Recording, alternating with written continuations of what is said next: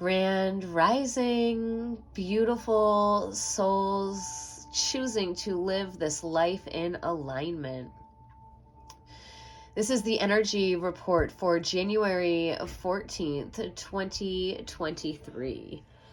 And so the sun is in gate 61, and we are now on line 4, the opportunist line. And the key word here is research. The capacity of concentration to explore the depths of inner truth and maximize its application to fundamental principles. The pressure to know the fundamental principles, where the tendency to expand and integrate leads to involving others in research and may end in diversity of confusing the applications. The illusion that collaboration will enhance inspiration.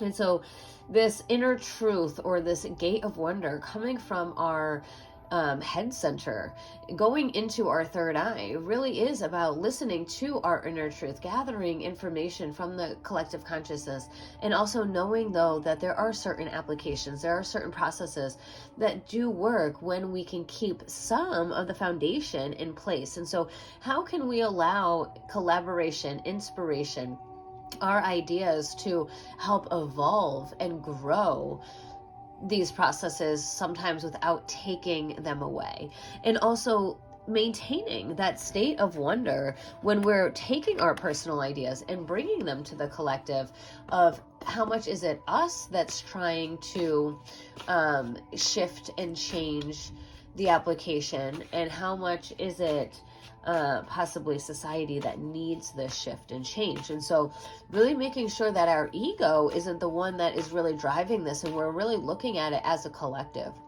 looking at this energy. If we start shifting and evolving, right?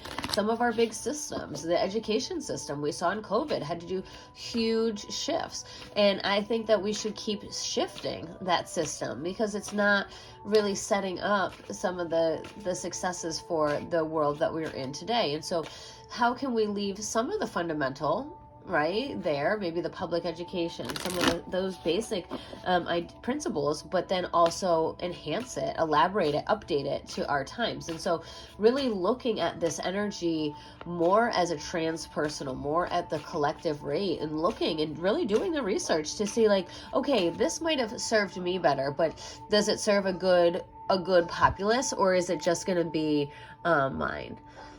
And so we get the channel coming from our throat, going down into our solar plexus. And so really learning how to speak these things that I feel if we make this shift, this is what could transpire, right? Really looking at this and knowing that we are the divine channel, right? When we're getting this coming from our head center, that we are channeling these divine thoughts. That's why we want to have this play, this wonder, to be like, okay, let's collaborate, let's see what you would think. But when we are in this collaboration as this channel, staying in the words of I feel, this is what my knowing, right? This is my inner truth. This is what I'm, being guided to share, to tell, to speak on. And when we can maintain that I feel, it helps take away sometimes that responsibility, or that pressure, right? To figure it out. Why? Because that is in the head center, right? Is that pressure gauge. And so it's not always about the figuring out, especially when we're working in collaboration, but it can be very powerful to speak on it, because then other people's ideas or thoughts may trigger something else, right? It could create something, and we get acceptance. Absolutely, we need this acceptance when we are collaborating with other people, when we're working with other people's ideas, when sometimes maybe we were the catalyst, right? We were the spark that sparked the idea, and maybe accepting that is where we're at, and letting it roll with somebody else's idea, or where the direction that they visioned. And so when we draw this card, it can also guide us and let us know that our guides are supporting an unlayering process. You are peeling back the layers of life, the stories, the traumas, the circumstances that make up who you are today. This takes courage. By looking at the layers of the past, we can focus on accepting them for what they were, not what they are. You are here in the now, and they are not.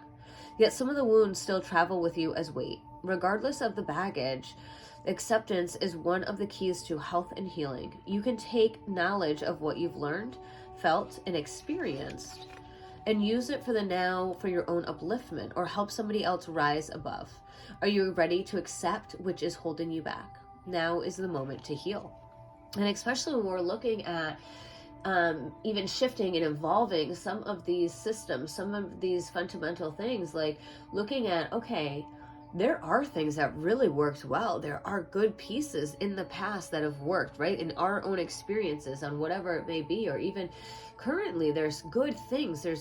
Can we accept that? And can we not get egotistical about it when we want to shift and change and be like, okay, there is good here, but I feel like if we shift this in this way, it can make it a whole lot better for the collective. And so there is a lot of acceptance that has to come from surrendering our ego a little bit and realizing that sometimes it isn't all about us, that there is a much bigger picture unfolding and unraveling and unlayering. And so can we utilize our healing process, our growing process, as we start stepping in and channeling some of these ideas and sharing these ideas and accepting the process of this growth. Please don't forget to like this video. Please subscribe to my channel. Please share this video with anybody else who loves daily messages, who loves the energy update, who is interested in trying to find more alignment in their life.